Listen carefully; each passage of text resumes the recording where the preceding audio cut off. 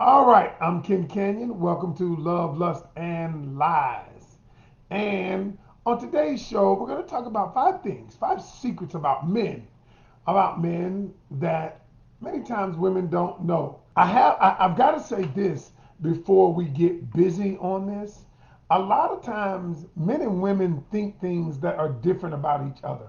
Like the other night, you know what? The other night we had our class for the first night, and the class was deep because y'all, you realize that a lot of times we think things that aren't necessarily true. But because we think them, it does not make them, true in and of itself. So what I'm going to say today is primarily um, those things, those five things that a lot of times people don't know are true or they don't know about men. And so what I want to do, I want you to know them because it's going to help you in bettering your relationship. When you get in a relationship, it's going to help you because we think a lot of things that are not so. Just because you think it, just because you think it, doesn't make it true. Is that fair? Good. All right. So the reason I thought about this is because the other day I was talking to somebody, and then and they make the statement that the guy that they were dating doesn't know things about them. And I was like, and then so I went through my litany of questions and I asked them things. And at the end of the day, they told me some things. And I said, the truth is, you're condemning him because he can't read your mind. And I said, there are things that women think about men that aren't true. And so I want to go over those five things today. Five things. I put six at first, but I broke it down to five because the sixth thing I don't want to talk about here. All right, but five things. Number one, let's jump right into it. Number one, the thing that women don't know is men don't, okay? They don't pick up on subtle cues like women do. All right, so let me give you an example of that. So I was talking to a young lady one day, and she was saying, he's just not attentive. I'm telling him what I want. I said, did you tell him? She said, well, no, I didn't necessarily tell him, but what I did do was I showed him, I gave him a hint, and I said, listen, men don't necessarily work like that. We don't necessarily pick up on subtle cues like women do. And so what I'm saying is, and then you get upset, and then you get upset because he doesn't understand, and then you've never told him what you're thinking. And so women say things like, well, I don't want to date him because he's just not attentive. He doesn't pick up on my cues. I'm like, so wait a minute. You don't want to date him because he can't read your mind. You don't want to date him because you throwing out hints like a novel or something, an Alfred Hitchcock novel, trying to figure out who the killer is. And because he can't figure it out, you're condemning him. And so this is one of the biggest things for women. He's not attentive. He should know. Have you ever said things like, he should know how I feel? Or he should know this is what I like. He should know because I wore this kind of outfit. He should know. Well, the truth is, y'all, and remember this, you always have to speak your truth. He should know I get upset when he go over to his baby mama's house. He should know that because even if he has to drop off the children, he should know. I said, well, let me ask you a question. Have you ever communicated with him how you actually feel about that? Have you? And she'll say, well, no, I never told him exactly. I said, so you're expecting him to pick up on subtle cues that you feed out there. And that's not how men works, y'all. If there is something on your mind, if something is on your mind, you should say it because men don't pick up on subtle cues. That's the first thing. And you're condemning him because he didn't pick up on the subtle cues. All right, that's number one. The first thing that men don't do, or men don't understand, and women don't get it. The second secret is that thing about men that women don't know is simply this. This is a good one, y'all. I swear this is a good one. The good one is this right here. We are listening. When you're talking to a man, most of the time, the majority of the time, we're listening when we act like we're not listening because we don't particularly like what you're saying. We don't particularly like what you're saying, what you're talking about. You know why? Because you know how sometimes when you talk to a man and a lot of times he acts like he doesn't hear you. He acts like he's not paying attention. And sometimes, a lot of those times, he is paying attention. But he just doesn't want to talk about the things that you're talking about. He doesn't want, because the things that you're talking about, he wants to avoid engaging in that conversation. Why? Because it requires him to talk about his emotions. Whatever you're talking about, it requires him to talk about his emotions. So many times men are ignoring you, and you're thinking he's not listening. But the truth is, he hears every word you're saying, but he doesn't want to engage you in that conversation. So what does he do? He deflects. He talks about something else. He doesn't talk about. He acts like he doesn't hear you because he doesn't want to talk about that because he doesn't particularly want to talk about what you're talking about, and that's just the straight up truth, y'all. That's the straight up truth. Because why? Here's the thing, y'all. Men, we don't mind, and then when I talk about the next one, you're gonna understand something about men. But men, a lot of times, don't want to engage in emotional conversations. So, because we know that you want to engage in it, we will act like we don't know what you're talking about or we don't hear you. Because here's the thing, anything that requires me to talk about my emotions, I mean, sometimes I don't want to talk about it. I don't want to discuss it. I don't want to get that deep into, because here's the thing. Emotional engagement takes energy. I'll say it again. Emotional engagement takes energy. So let me explain something to y'all. There are three types of connections. There's the physical connection. All right, that's when we slapping that booty. We doing everything. We licking and sucking. We doing all those things. Then that's the physical part, physical connection. We connect that way. The second connection is the mental connection. The mental connection is simply, do we think alike? Okay, is our thought process alike? Do we like the same things? Can we engage in dialect that requires mental intellect? Can we engage in those things? Okay, mental connection. Is our mind on this? Do we both like the same things? And then there's the emotional connection. The emotional connection is when I've got to talk about the things that I feel. All right, are we connecting on the things that we feel? How we feel about things? Do we connect on that level? Now, those are three types of connections. So let me explain to you how men and women view them differently. So, what the man's go-to first connection is the physical connection. We want that booty. All right? That's our go-to. That's how we're wired. Okay? How we wire. Many times, the woman, and it's not, y'all, I'm not going to say absolutes. There is no absolute. But many times, the woman wants to go to the emotional connection. Now, get this.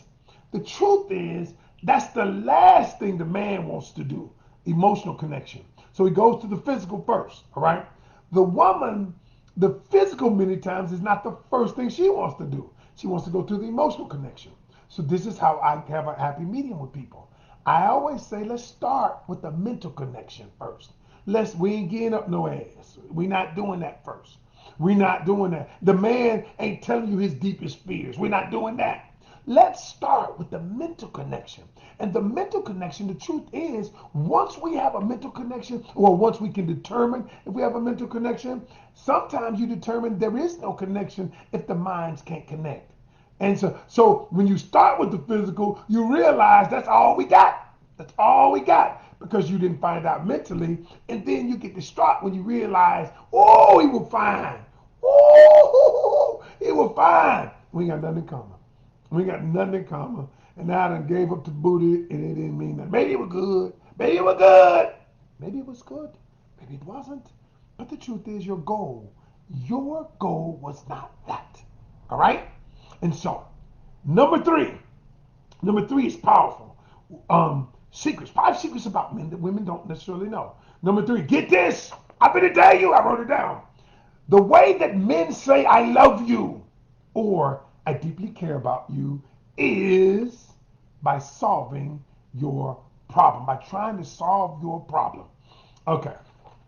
So men, by nature, we're problem solvers. When my wife called me and she's upset about something, I like instantly say, okay, what can I do? How can I solve it? You don't have enough money. You need to go somewhere. You need to go on this trip. All right. What? Let me. How much is it gonna cost? We saw the way we say I love you many times is by saying, how can I solve your problem? Because the way the man is wired, he might not even say verbally, I love you all the time, or I care for you deeply. But what he says is, I want to solve your problem. Okay? Now, if you got a man that wants to solve your problem, he cares about you on some level, on a deeper level than surface level. Now, I'm not talking about he may not be madly in love with you. Maybe he's moving down that road. Maybe he's moving in that direction.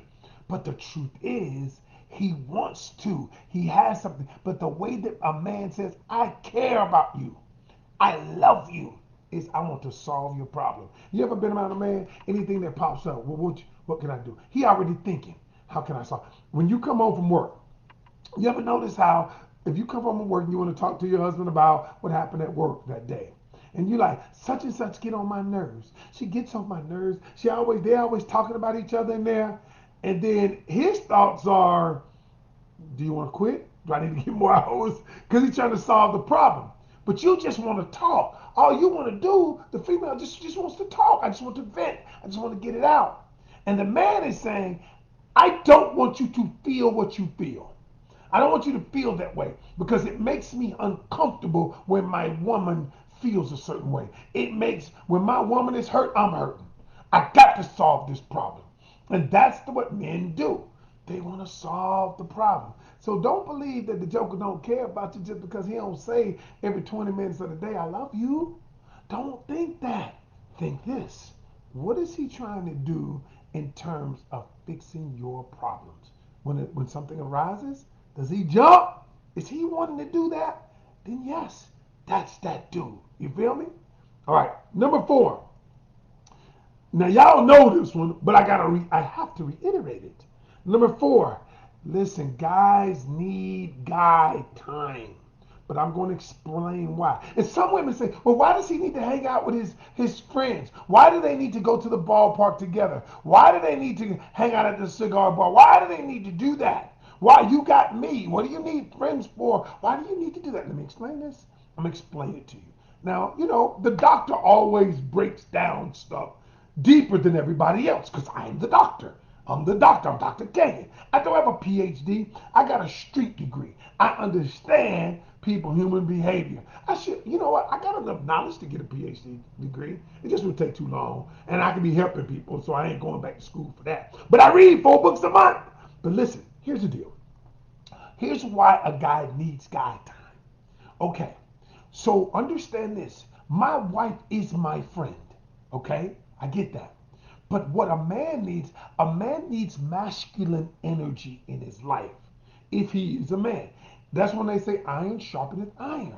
Because when he hangs out with his guys going to the game, it's not that his wife is not his friend. No, what he's doing is he needs masculine energy. We all, and I've gone through this in many of my topics, men are masculine and feminine. They have masculine energy and feminine. We have testosterone and we have estrogen. Women have testosterone and estrogen. They just have more estrogen, lower testosterone. Men have more testosterone, lower estrogen. But we both have both. But here's the thing. The man gives him, he gives him the masculine energy he needs. I cannot get that from my wife. I cannot get that from my girlfriend.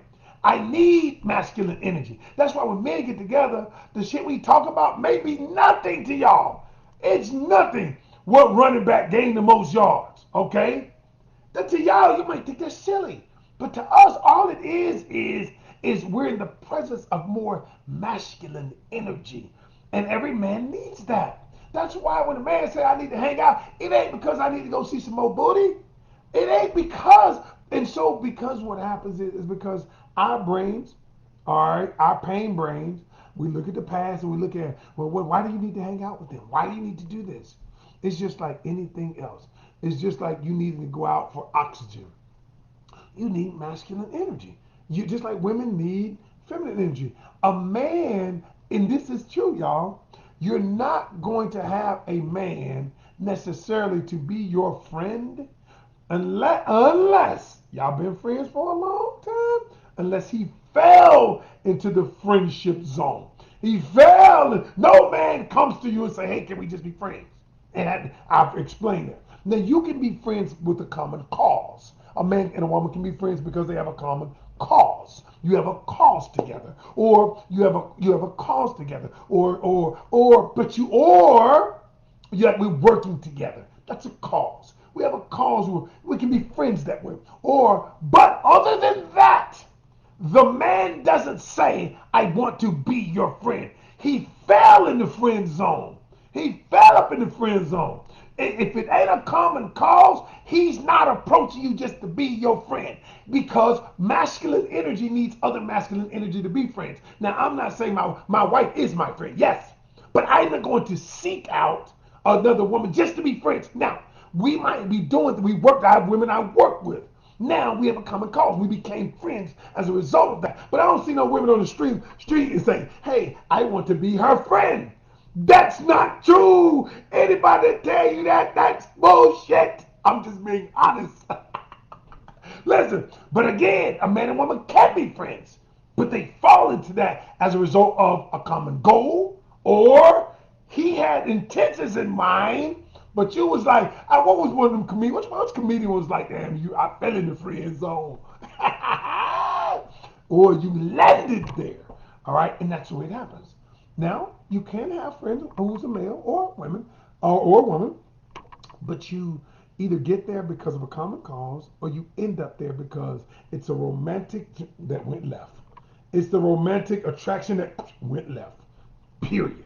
Ain't no man looking at no woman just saying, I want to be her friend. That's not happening. Don't ever believe that. Don't believe that. That's not true. All right? And the last thing that women need to understand about men. This is important. This is so important, but I'm going to give you two twists on it. Men need sexual stimulation as much as women need emotional stimulation. Okay?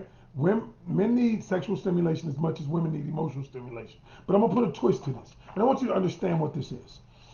See, a lot of times you get mad at the man. Women get mad at the man because he wants to have sex with you, because he's attracted to you in that way. Do not get mad at him because he wants to. Get mad because your ass gave in when you didn't want to. Oh, that's so deep, Ken. Don't get mad at him because he wants to have sex. He is wired that way because God wired us that way to procreate. All right? Because think about it. Nobody would procreate the world if we didn't get erect and wanted to do something with that. Now, the problem comes in is when you gave him something that you weren't prepared to do because you gave it to him and you thought you were gonna get an emotional and mental connection. Men need sexual fulfillment as much as women need emotional fulfillment. Now, women love sex too. I get it. Men want sex, but we go about them differently. We arrive at the same place. Okay, we arrive at the same place. As I've stated before, women will give intimacy. I mean, will give sex. Will give you sex to get intimacy. The truth is, the goal is intimacy. I want you to love me. No woman sets out to be a hoe. I'm sorry. Okay, so she'll give you sex to get intimacy, and she feels like I'll get intimacy if I get sex. The sharing, the cuddling, the us speaking deep into each other's lives. But men will give intimacy to get sex. But both of us, our goals, the sex is the goal, but how we arrive there and why we arrive there are different. So you got to understand what that is and what that is. Now, I'm gonna tell you this right here. If you married to a man and you don't give him any sex, that's a problem. If a man is married to a woman and doesn't give her emotional nurturing, that's a problem. Remember, because we both arrived there we in different cars, but we going to the same place. And so that's the part I'm telling people. Let me listen. I know some people who married and their wife don't give them nothing. And I'm like, damn, dude. I don't know what to say to them. Because I know that's frustrating. I know that's frustrating because I can hear it in their voice. I don't have to deal with it, so I can't relate to it. Because me and my wife talked about it a long time ago of what I required. She told me what she required. And I get it, but I see the frustration. But I also know this. I also know this is it's a two-way street. And I also know that the truth is one person is not giving the other person what they want because they're not getting what they want. And the reality is this. Somebody got to die first. I remember Bishop Lockett used to say, somebody got to be Christ first. Somebody got to give, and let me throw a little science into it. Once you give that what you want, the law of reciprocation joint comes into play. They know it works in like psychology. That's why when you go to the mall, they give you the sesame chicken. 50% of the people who took the sesame chicken off the free tray felt like they had to go buy something. Reciprocation works. What you got to be willing to do is give that what you want, but you have to be willing to give it first. You have to be. And if you're unwilling to give it first, you can't get it back. You can't expect to. All right? Because you can't expect to give something you ain't willing to give back. And in the church, they say, give, and it shall be given unto you. Pressed down, shaken together, running over. Look, what they say, give, and it shall be given unto you.